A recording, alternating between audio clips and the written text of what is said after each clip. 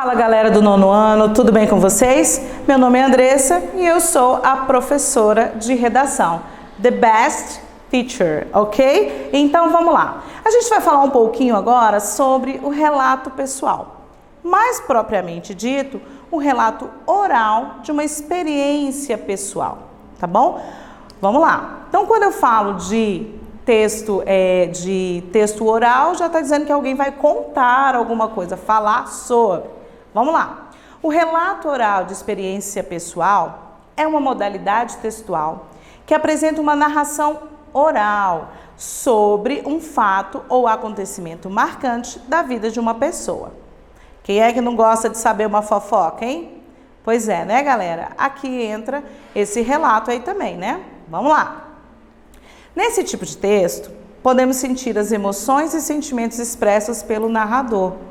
Então, quando a pessoa te conta algo da vida dela, você percebe quais foram as emoções, né, que ela sentiu, que ela teve, os sentimentos que ela teve também a respeito dessa história, né? Tudo isso, quando ela conta para você, você percebe muito mais quando a pessoa conta do que quando ela escreve, beleza? Então vamos lá. Tal qual uma narração, o relato pessoal apresenta um tempo e espaços bem definidos, onde o narrador torna-se o protagonista da história. Então, o narrador é quem vai contar a história, certo? E aí, ele vai falar quando aconteceu, onde aconteceu, tá bom? Dessa forma, tempo e espaço aí bem definidos. Vamos continuar. Note que, além de narrativo, o relato pessoal pode ser descritivo, tá? Então, ele vai descrever aí o local, personagem, objeto, alguma coisa relevante, né? Que dependendo da história que vai contar, claro.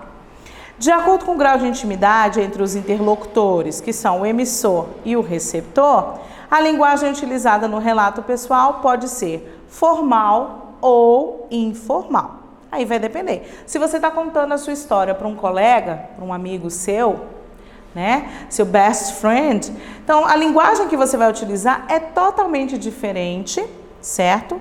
Da linguagem que você vai utilizar para contar essa mesma história para um repórter ou até mesmo para o seu professor, tá bom? Ou no caso a professora. Vamos lá.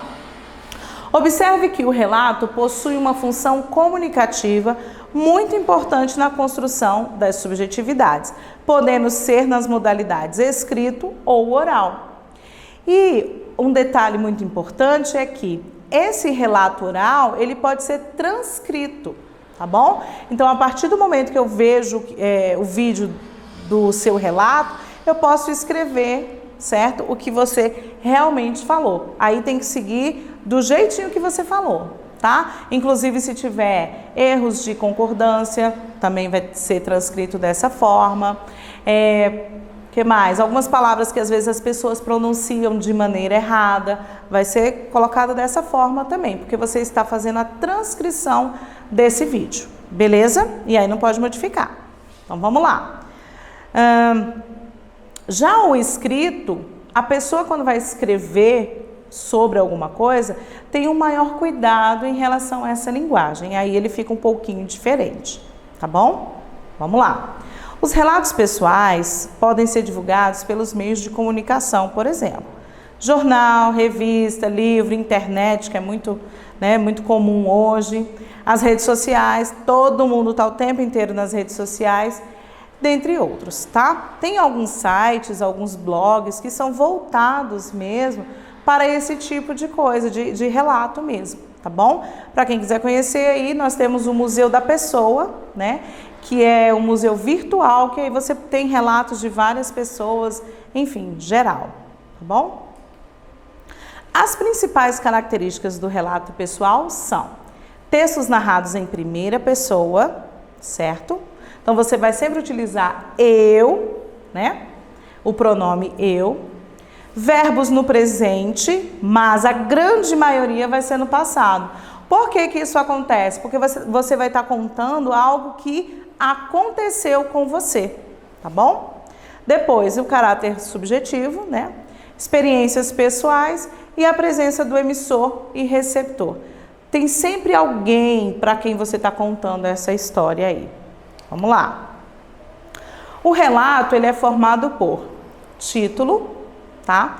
Que você vai colocar o quê? Algo relacionado ao tema do seu relato, tá bom? Minha experiência numa viagem, minha experiência na escola, tá? E assim vai. A introdução, ela vai ser bem curtinha, tá bom? E vai apresentar uma breve visão do local, personagem, a situação ali do que você está narrando. O contexto, narração do ocorrido utilizando os tempos verbais presente e passado, que a gente falou, sempre situando o local em que ocorrem os fatos.